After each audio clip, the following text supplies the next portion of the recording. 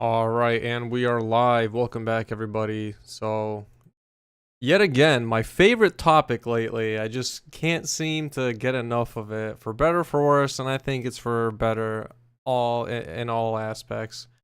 We're gonna cover the absolute disaster theater show, whatever you want to call it, that is the current office of Nathan Hochman and Hydee Feldstein Soto. And we're going to talk about a couple of very specific examples showing just why they are completely incompetent, but worse off, why they have been bought out entirely by special interests. And they really have this very deep seated, utter resentment and hatred, not only just for the general public but especially Evangelinos. And their stories are bizarrely so similar. They're so eerily one-to-one copies of each other that it's no surprise, at least for myself anyway, being in LA, that these two in particular are in power and that they're in power at the same time. It makes perfect sense that two very hollow personalities, two very, what I would call essentially just puppets who serve their corporate masters, are at the helm of the prosecutor's office at both the city attorney's office and the district attorney's office. Which is to say, essentially, at the city and county level, you have all of LA being run by corporate overlords that wish nothing but the total eradication of any what little there is left of a middle class, of a social welfare, of a sort of upward mobility opportunity for Angelinos. And they want to do that in the best way that they know how, which is totally and deliberately neglecting their constituents and making it ever so boldly known publicly that they don't care. They will never care for the interests of the public, and that they're not here to serve you, a member of the public. That in fact they're here to do nothing but make your life as a fellow constituent much harder than it is, and much easier and much better for their corporate overlords. And in order to piece all this together, I'm going to give you the very real example that was the campaign run for office of the district attorney's office. And we're going to take a look at the stark difference between George Gascon and Nathan Hochman's campaign run. So, if you don't know, long story short, George Gascon was the incumbent. He was he sadly lost his re-election race to Nathan Hochman. Hochman was sworn in last year around November 2024. And long story short, there's a great piece by the LAist, amongst many others, but this is probably the best one I've seen, where they do a deep dive into their campaign finances. And if you actually wanted to take a look for yourself, it's all public. It's very easy to see. But the stark difference in what George Gascon raised for his run and who that money came from versus the campaign finances for Nathan Hochman.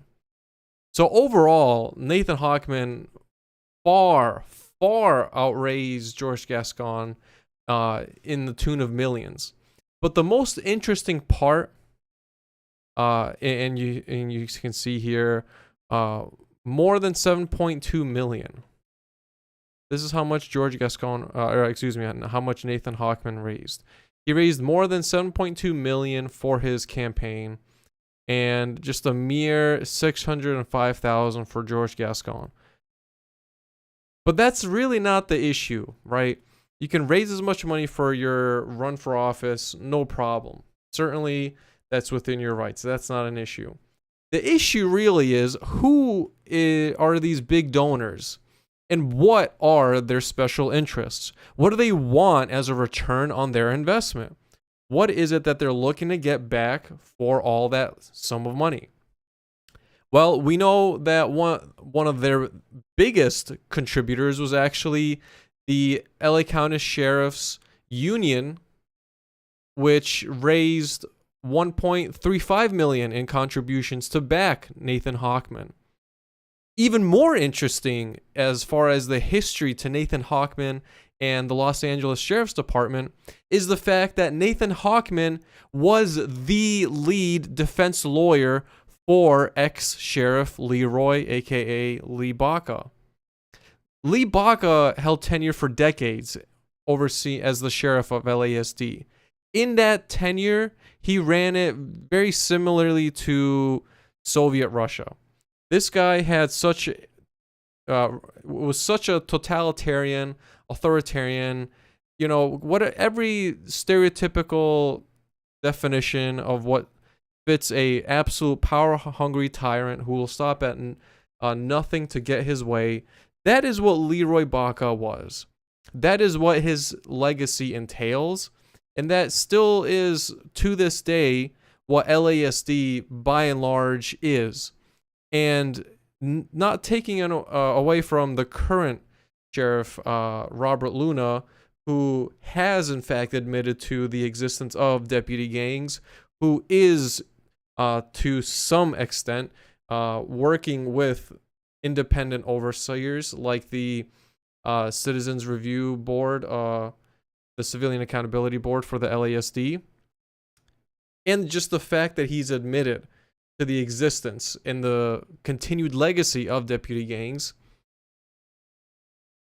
Nathan Hochman does not care to hear any of that, and his client, which he purposely left his tenure as a prosecutor just to handle that case, and not only handle that case, but be the lead defense lawyer in that case when Lee Baca was finally and inevitably, some might say, was inevitably charged and convicted of very minor charges, really, at the end of the day, which was obstruction of justice because the FBI had planted a guy on the inside of the LA County jails to spy and video record and take notes on the heinous abuses committed as ordered by Lee Baca, as well as his undersheriff Paul Tanaka, and the many other layers of hierarchy, where essentially what was happening is, think of the most horrific stories that you've heard in those true crime YouTube series where inmates are just going at it with each other, and the COs and the handling of the sheriffs. That's all real life for LA County jail system. Lee Baca did some of the most disgusting and heinous acts in his power during his tenure as sheriff. And one of those was actually trying to, as he says, get rid of, but really translates to trying to kill and hide the body of the confidential informant, aka the guy who the FBI planted on the inside to record and report back to the FBI the acts that were going on and the abuses that were going on in the LA County jail system, which Lee Baca tried his damnedest to hide, and repeatedly stated that there was no existence of deputy gangs, that there was no outbreaks of violence committed by deputies onto those that were held in custody. And not only that, but both adults and children. And this is what Lee Baca had the audacity to continuously lie and say did not exist. Not only that, but orchestrated much of the abuse himself. And we heard from testimony that you can see for yourself on court transcripts where Paul Tanaka admitted that he was, who was the undersheriff, the right-hand man of Lee Baca, who was tasked with disseminating these orders to the rest of the deputies. Paul Tanaka admitted that he was a gang member, that he had a gang tattoo on his ankle, and that this is all part of the court record, that the existence of deputy gangs is very much real, and that it has its origins directly at the helm of the sheriff's office, the sheriff himself and the undersheriff, and that they knowingly and willingly did these acts, did not care for the repercussions, and went out so far out of their way to go and essentially threaten not only those that were trying to report on some of these abuses, but even had the audacity to send sheriff's deputies over to the house of the FBI agent who was literally tasked with investigating him. This is the kind of cold-blooded criminal that Lee Baca and was, and the legacy that he left in the LASD. And this is the corporate master that has completely bought out Nathan Hochman.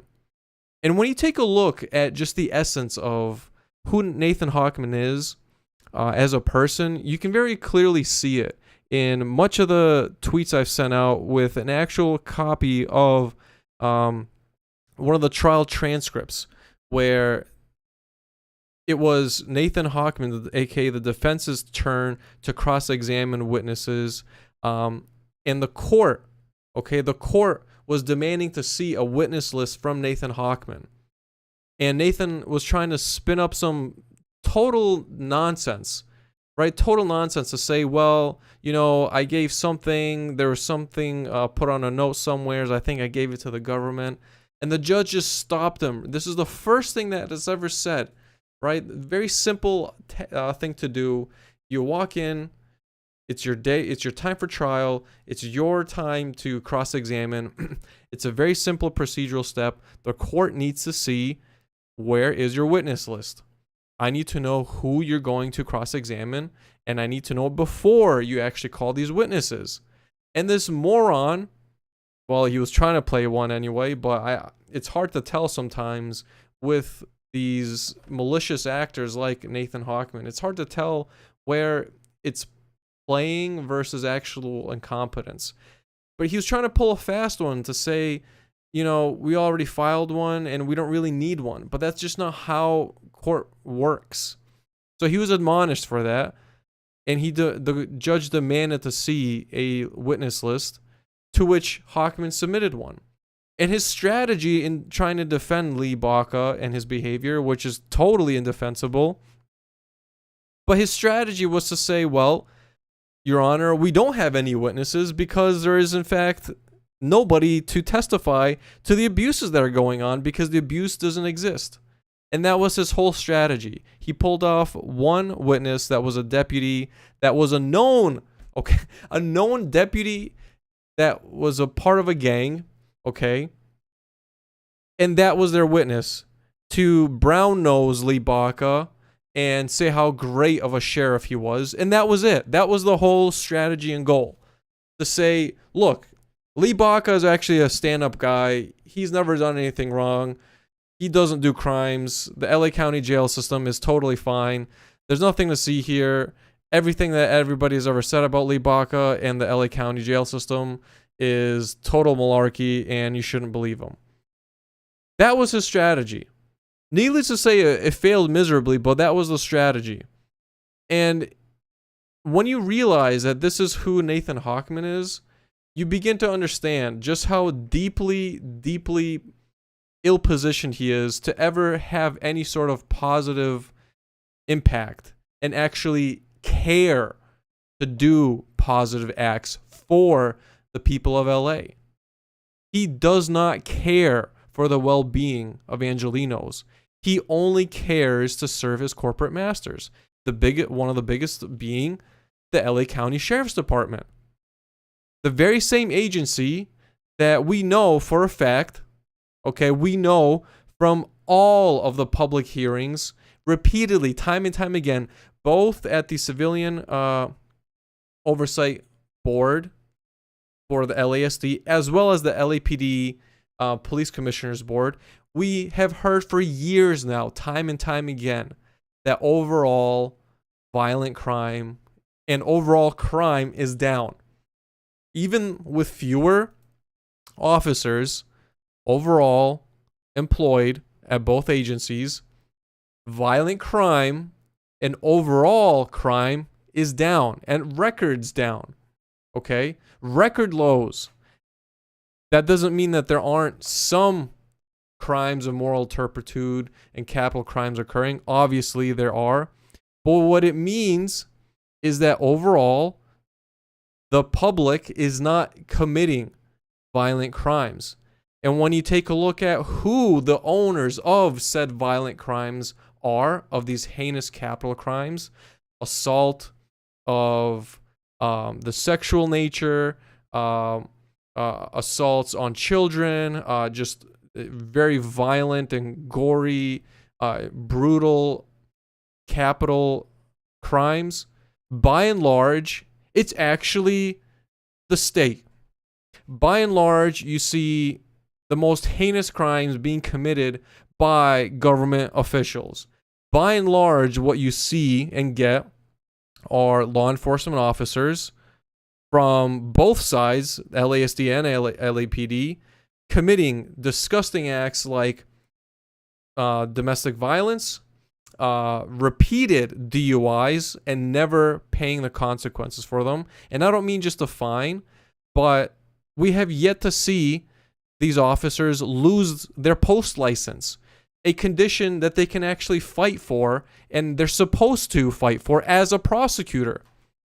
All we see is complaints being banished within LAPD and LASD, and these officers going back right on the field.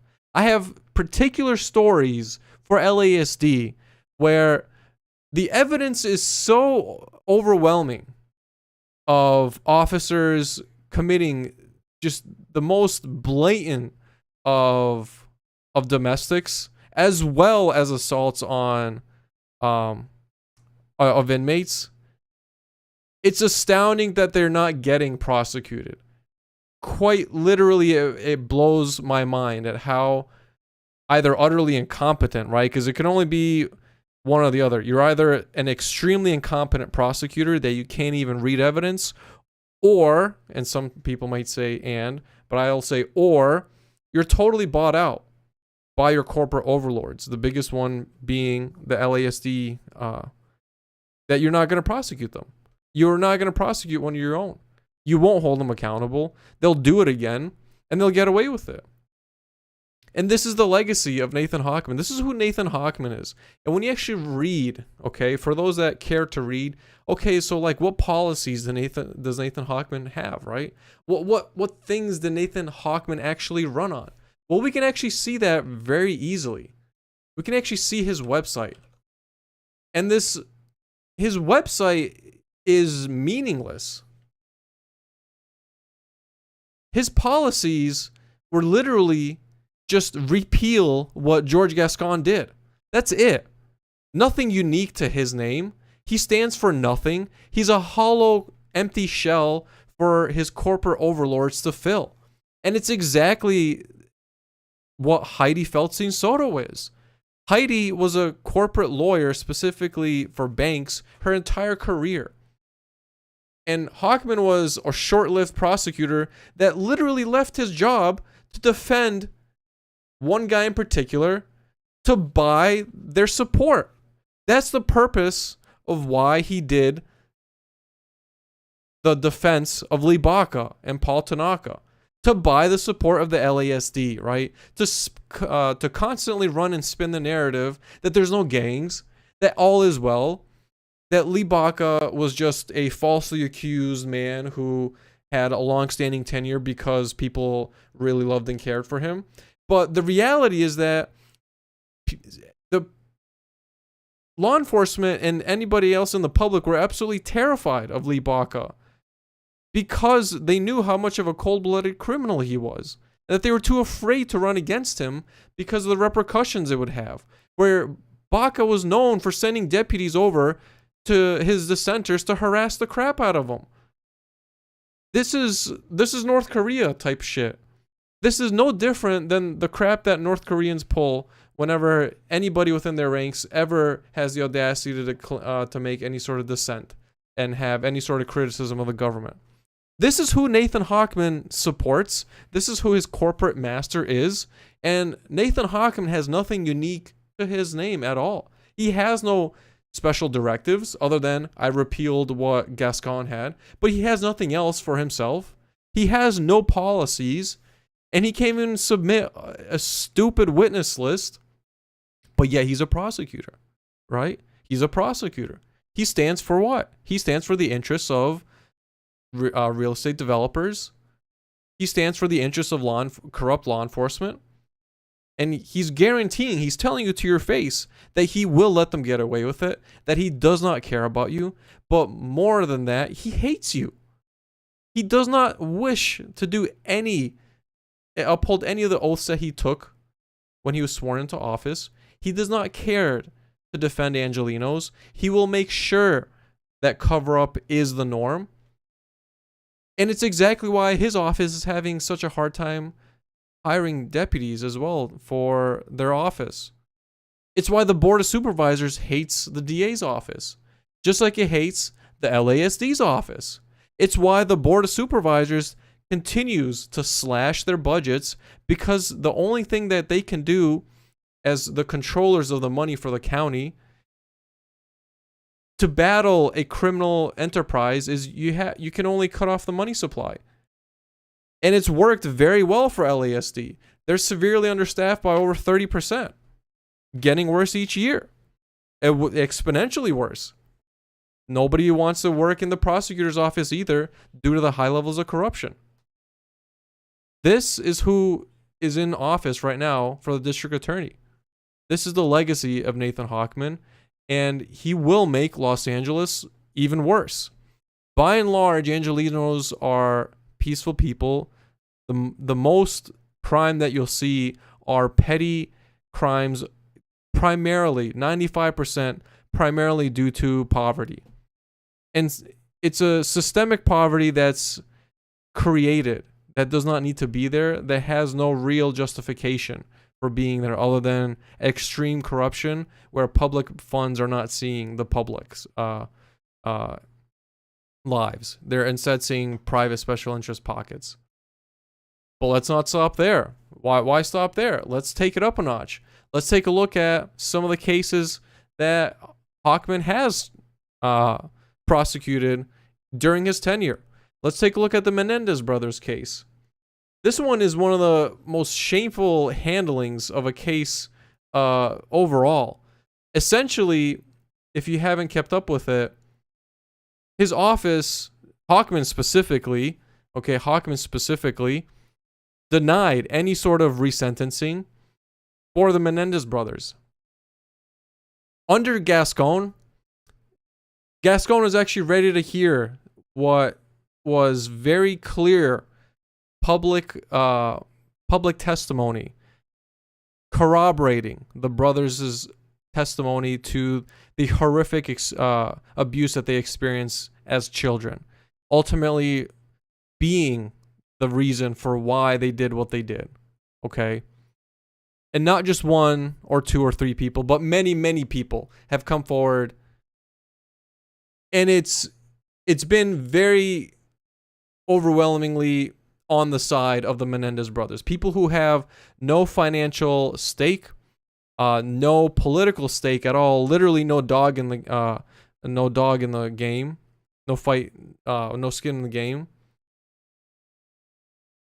And it all corroborates the testimony that the Menendez brothers have given.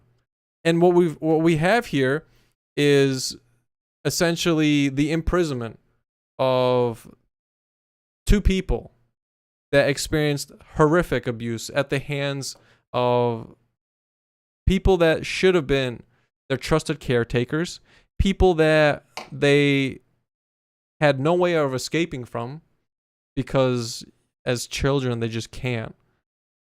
And yet they got the punishment they received for finally snapping, right? A progressive area like Los Angeles, instead of institutionalizing them to some sort of long-term mental institution, right? If you want to talk about being concerned for their well-being, being that this is their only crime, And clearly, all of the evidence corroborates their claims, and much of it has come out in the last couple of years where various members connected to them by having no financial or political interests and gaining nothing from coming out and corroborating their story. It shows that there's merit for a resentencing. And Gascon was ready to do this. You had family members speaking out. You had documentaries. You had a whole social media movement. And we're going to talk about some of the specific examples. So, for example, there was Eric's letter to cousin Andy Kano. This is way back in December of '88. Okay, there was a habeas petition filed 2023, and the defense for the Menendez brothers cited a letter that Eric wrote to his cousin Andy, written months before the murders. Okay, months before, and it reads that they've been trying to avoid their father. It's still happening. It's getting even worse. They don't know when it's ever going to happen. They're afraid. He's told many times. He's told people hundreds of times. And nobody does anything. You have Roy Rossello, a former Menudo member. Okay, 2023. He too stated in very clear detail how their father, Jose Menendez, assaulted him when Roy was just 14 years old. You have their cousin, Diane Mullen, back in 2017, testified, okay, came out publicly.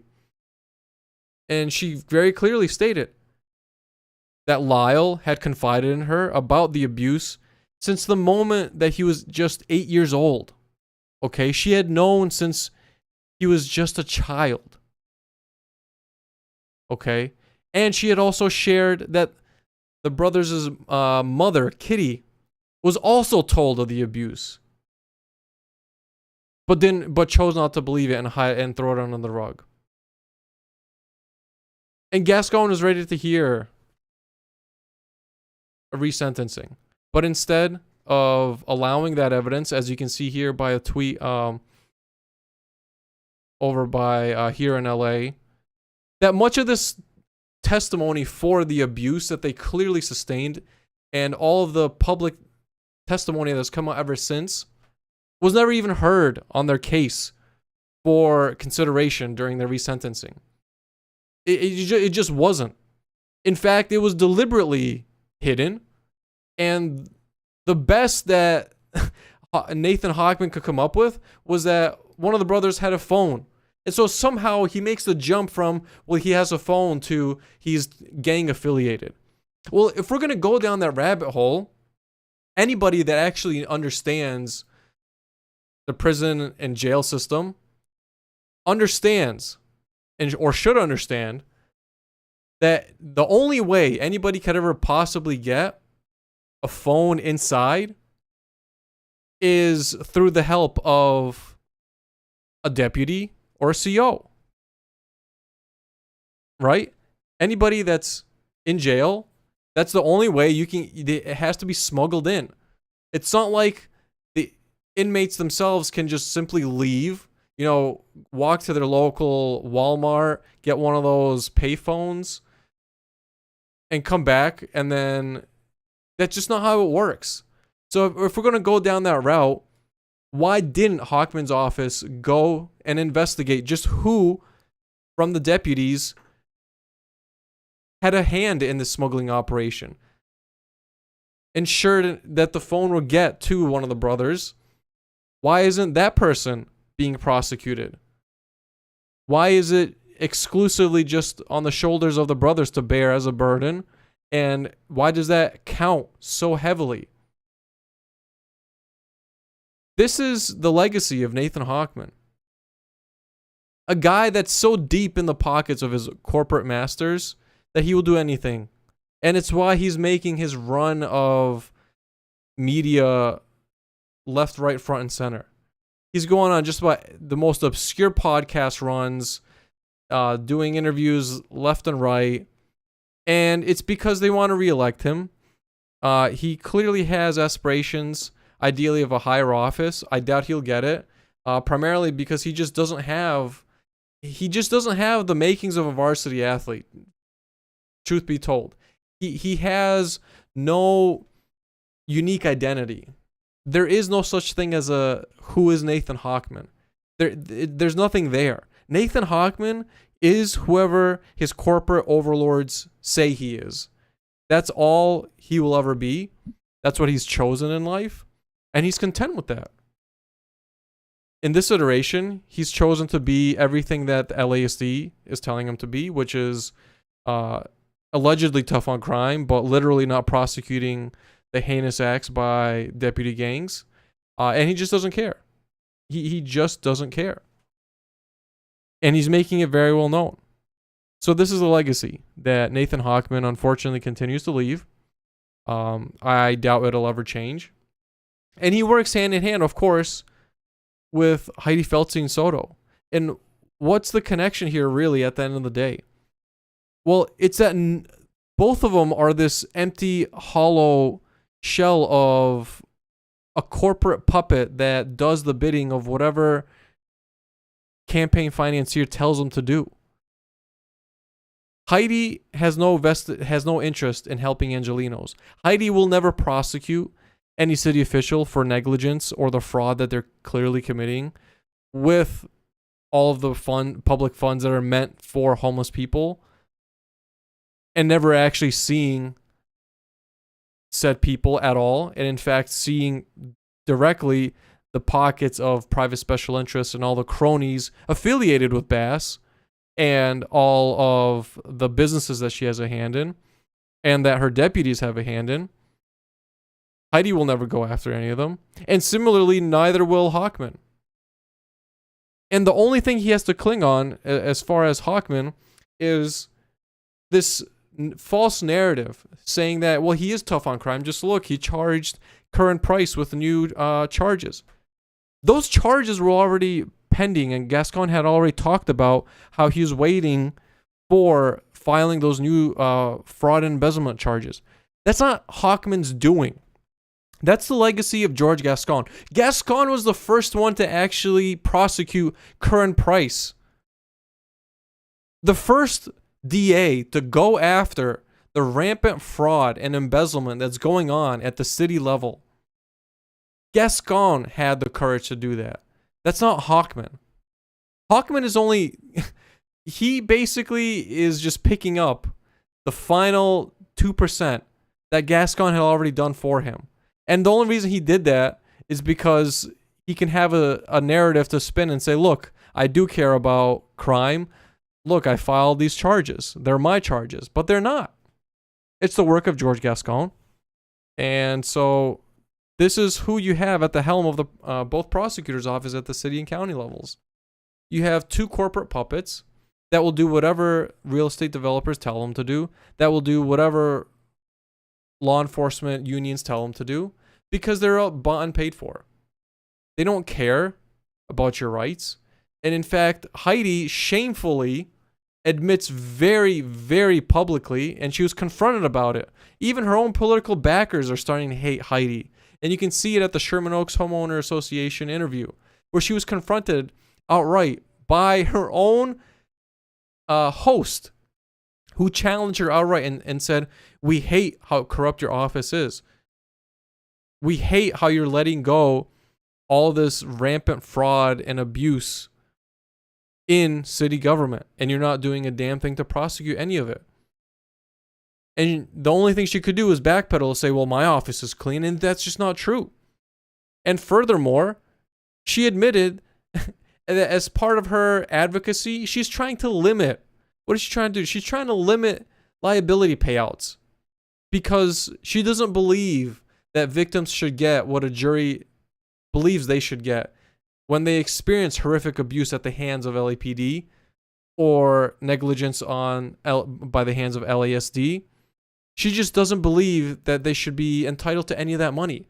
She believes, as we clearly saw from the Judge Carter case, the Alliance v. City of Los Angeles, she and her cronies believe that how dare you even criticize the city? Who are you to have the audacity to criticize the city? Who are you to even conceive of the thought, let alone the act of verbalizing how disgruntled and frustrated you are with the corruption in the city? That's the real story of Hydee. That's the real story of Nathan Hochman. And these are the two morons at the helm of the prosecutor's office. Angelenos are not safe with Hydee and Hochman. People, this whole aura of fear that they're trying to instill, I actually agree with it.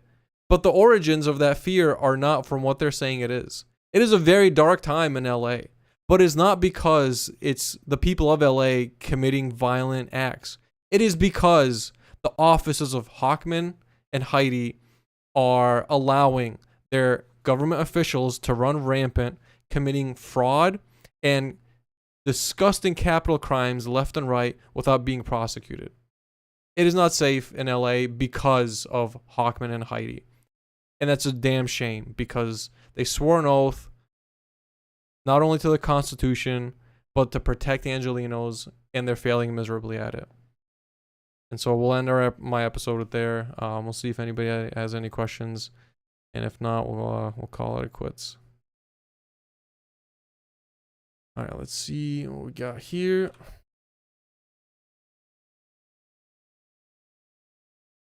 Oh yeah, and by the way, if you haven't already, shout out to the LAist. I got this talked to some of their reporters actually at the Judge Carter case. Surprisingly, there was one LA Times guy, and he didn't even stay there for the whole trial that was going on for the whole 2 weeks. But LAist had reporters there the entire time, so that shout out to the LAist for that.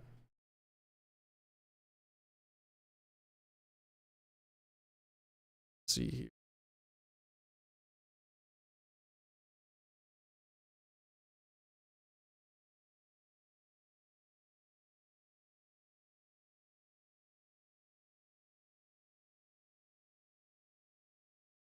All right.